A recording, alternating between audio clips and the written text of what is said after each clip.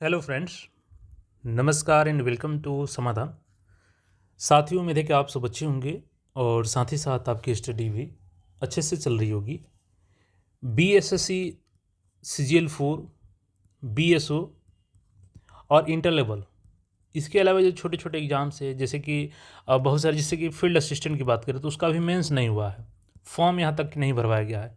उसका कारण क्या है कि वेबसाइट का जो क्रिएशन है उसके लिए टेंडर की प्रक्रिया चल रही है। आइरिस कैप्चर की जो प्रक्रिया थी वो कंप्लीट हो चुकी है। हालांकि फाइनल एलोकेशन जो होता है कंपनी का टेंडर का, वो अभी नहीं क्लियर हुआ है। लेकिन उसमें दो कंपनी जो चयनित हो गई थी, जिसमें था एक तो इडिक्विटी था और एक इनोवेटिव कंपनी था। दो कंपनियों में से किसी एक को मिलेगा फाइनेंशियल बिड के आधार पर, यानी कि जो सबसे कम पैसे में बिड करेगी। हालांकि आप लोग का ये भी एक कन्फ्यूजन लगता आ रहा है, कई सारे व्यक्ति मेल कर रहे हैं हमें, इवन कांटेक्ट कर रहे हैं कि सर क्या इसका ऑनलाइन एग्ज़ाम होगा, क्योंकि कई लोग बता रहे हैं कि हमारा सोर्स है तो क्या है, और जो एजेंसी का चयन हुआ है आइरिस कैप्चर वाला, वो बोल रही है कि हम ऑनलाइन एग्ज़ाम करा देंगे। तो कितने उसकी सच्चाई है वो भी देखेंगे। सबसे पहले यहाँ पे देखिएगा टेंडर को लेकर के, जो वेबसाइट क्रिएशन का टेंडर है उसको लेकर के एक बड़ी अपडेट है। और देखिए पैटर्न बिल्कुल डे टू डे चेंज हो रहा है। एईडीओ का देख लीजिए, तैयारी अगर आप सतही करेंगे केवल तो फिर मुश्किल हो जाएगा। आपको पूरे डेप्थ के साथ स्टडी करना होगा, क्योंकि पैटर्न अगर एईडीओ जैसा रहा तो फिर आपका मुश्किल हो जाएगा अगर केवल ऑब्जेक्टिव क्वेश्चन पढ़ रहे हैं तो। देखिए ये टेंडर जारी किया गया था, अभी हम लोग जो नोटिस आया है उसको देखेंगे, और इसमें सारा चीज़ बताया गया था आपका कि इनका जो वर्क है, जैसे कि इनको ये बिल्कुल कंपलसरी वर्क दिया गया था कि आपको वेबसाइट क्रिएट करना है, फैसिलिटी देना है आपको डिपॉजिट करने के लिए फ़ी, एप्लीकेशन फॉर्म जनरेट करने के लिए, उसके बाद से अपडेट करने के लिए, चूँकि बहुत सारे फॉर्म आपको अपडेट का भी ऑप्शन मिलेगा। अभी CGL 4 में आपका फॉर्म रीओपन भी होगा। उसके बाद uploading certificate by candidate, central allocation ये ऑप्शनल था। बाकी admit card generation, offline office copy, candidate copy, ये सब मैंडेटरी है। Generation of attendance sheet, generation of roll sheet, view and download OMR sheet, ये भी मैंडेटरी बोला गया था कि आपको करना है option. View and download score card, upload answer की इफ़ एनी।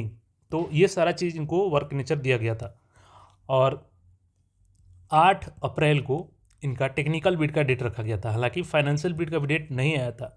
अब इसी के रिगार्डिंग एक नोटिस आया है, उस नोटिस को हम समझेंगे, फिर आगे हम लोग बात करेंगे इस पर कि जो ऑनलाइन लेकर के एग्जाम को लेकर के एक अफवाह फैलाई जा रही है। देखिए सबसे पहले आज का नोटिस देखिएगा, ये हालांकि 13 के सिग्नेचर के ही साथ तैयार हुआ है, लेकिन आज पब्लिश किया गया है। आवश्यक सूचना यहाँ पे बिहार कर्मचारी चयन आयोग, बिहार कर्मचारी चयन आयोग पटना द्वारा software solution for creation and integration of recruitment कार्य के लिए एजेंसी के चयन हेतु ई-प्रोक के माध्यम से ई टेंडर NIT नंबर इतना दिया गया है, दिनांक 10 मार्च से प्रकाशित किया गया था। और 8 अप्रैल को, जैसे मैंने बताया आपको, कि निविदा खोली गई थी टेक्निकल बिड के लिए।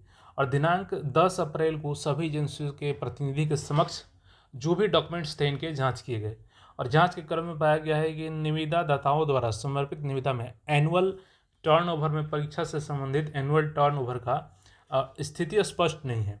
अतः निविदाताओं से प्राप्त कागजातों एनुअल टर्नओवर में परीक्षा से संबंधित एनुअल टर्नओवर की स्थिति स्पष्ट करने हेतु दिनांक 16 अप्रैल गुरुवार को पूर्वाह्न 11 AM बजे कार्यालय के काउंसिलिंग हॉल में उपस्थित रहेंगे। यानी कल तक का ही लास्ट डेट दिया गया है, इनको एक दिन का मौका दिया गया है कि कल आकर के आप सारा डॉक्यूमेंट्स चेक करवाइए अपना, जो भी कंपनियां उसमें शामिल हुई है। अब टर्नओवर की जहां बात आती है तो देखिए यहाँ पर टर्नओवर की बात किया गया था कि the agency must have average turnover of ₹4.50 crore every year in last 3 financial years, that is 2022-23, 2023-24, 2024-25 from examination based project. यानी कि केवल जो एग्जामिनेशन बेस्ड प्रोजेक्ट है उससे ये टर्नओवर होनी चाहिए, ना कि पूरे कंपनी का। ठीक है, तो जो चूंकि इनको एग्जाम का काम सौंपा जाना है, जिम्मा सौंपा जाना है, तो इसलिए कम से कम इनकी क्या थी कि 4.50 करोड़ रुपए पर ईयर एग्जामिनेशन जो है, एग्जामिनेशन बेस्ड प्रोजेक्ट है, उससे इनका टर्नओवर होना चाहिए। और ये डॉक्यूमेंट्स किसी भी कंपनी का स्पष्ट रूप से उसमें क्लियर नहीं मिल पाया है।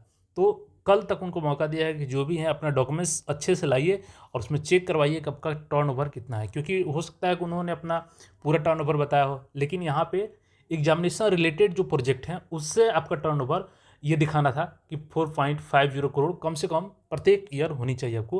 और ये लगातार 3 कंसेक्यूटिव ईयर्स 2022-23, 2023-24 और 2024-25 होनी चाहिए। देखिए टेंडर ज़्यादा प्रक्रिया लेट नहीं होगी, अभी सरकार भी बदल चुकी है और इनकी प्राथमिकता होगी, क्योंकि जो नीतीश कुमार जी ने एक सेट करके गया है पैरामीटर, तो उस पे इनको कहीं ना कहीं वर्क करना होगा अगर लंबे टाइम तक सस्टेन करना है तो थोड़ा सा पॉजिटिव ही रहिएगा, क्योंकि इसमें ज़्यादा आपको घबराने की जरूरत नहीं है। सरकार बदली है तो एग्ज़ाम होंगी और सारी परीक्षाएं समय पे हो जाएंगी, ऐसा उम्मीद करके चलिए। अब देखिए कल जो इनका डॉक्यूमेंट्स है टर्न ओवर के लेकर के, जिसमें केवल एग्जामिनेशन का टर्न ओवर दिखाना है, तो उम्मीद है कि ये लोग सारा अपना दिखा देंगे। और उसके बाद यहाँ पर टेक्निकल बिड में जो कंपनियाँ शॉर्टलिस्ट होंगी उनको फाइनेंशियल बिड में भेजा जाएगा। क्योंकि फाइनेंशियल बिड का अभी डेट नहीं निकाला गया है, तो जल्द ही कल जब जैसे ही डॉक्यूमेंट्स क्लियर हो जाएंगी तो फाइनेंशियल बिड का डेट भी उनको दे दिया जाएगा कि इस दिन फाइनेंशियल बिड होगा। और फाइनेंशियल बिड में जो कंपनी सबसे कम फाइनेंशियल अपना दावा करेगी कि हम इतने पैसे में करा सकते हैं आपका सारा प्रक्रिया, तो उनको ये टेंडर चला जाएगा और वही सारी प्रक्रिया कराएंगे आपकी।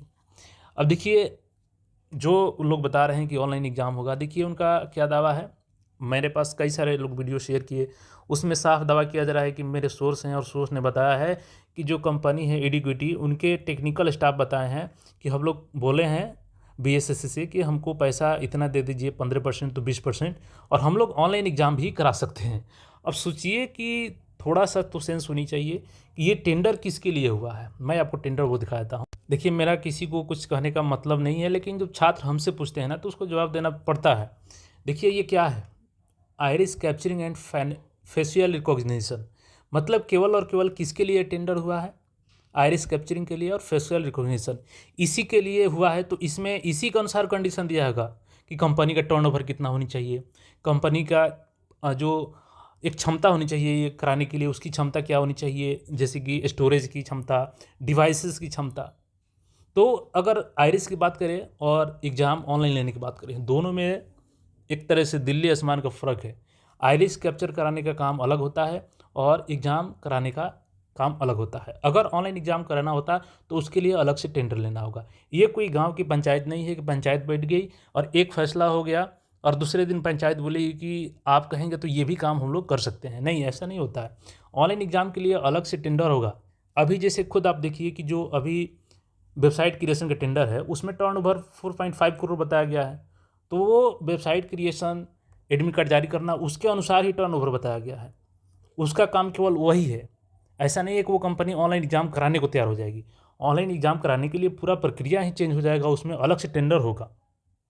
तो ये बिल्कुल गलत है, कहीं से भी सही नहीं है कि जो एडिक्विटी है वो दावा कर रही है कि ऑनलाइन एग्ज़ाम कराएंगे। नहीं, बिल्कुल नहीं। ये एक तरह से पैनिक करने के लिए न्यूज़ ऐसा फैलाया जाता है। आप खुद देखिए ना, ये किस चीज़ के लिए टेंडर है, क्लियर यहाँ पे मेंशन है iris capturing and facial recognition. तो ऑनलाइन ये करा ही नहीं सकती है। ऑनलाइन के लिए सारा चीज़ ऑफिशियल होता है, मौखिक चीज़ नहीं होता है कुछ भी कि मौखिक हम ये कर देंगे वो कर देंगे। नहीं, ये गवर्नमेंट का काम है और ये सारा चीज़ विथ पेपर होता है, पेपर पर सारा काम होता है। ऐसे अफवाहों से बचना है। और देखिए पैटर्न भी बदल रहा है, तो आपको थोड़ा डीपली अध्ययन करना होगा, एनसीईआरटी को भी कवर करके चलना होगा। क्योंकि मे भी अगर एडीओ जैसा पैटर्न रहा तो फिर स्वतः ही ज्ञान काम नहीं आएगा और आपको मेहनत करना ही होगा। जितना अधिक मेहनत करेंगे तो इसको अंतिम मौका मानते हुए मेहनत कीजिए। और जहाँ तक एग्ज़ाम की बात है तो जो कैलेंडर दिया गया है वही अभी मान के चलिए कि जुलाई तक आपकी एग्ज़ाम हो जाएगी। क्योंकि मे भी ये जो नई गवर्नमेंट है थोड़ा सा प्रक्रिया को एक्सेलेरेट करे। और बाकी देखिए क्या कुछ होता है इसमें, एग्ज़ाम आपका समय पर हो जाने की पूरी पॉसिबिलिटी है। बाकी इस पर आपका जो भी राय है कमेंट करके बता सकते हैं। मिलते हैं फिर नए अपडेट में। धन्यवाद।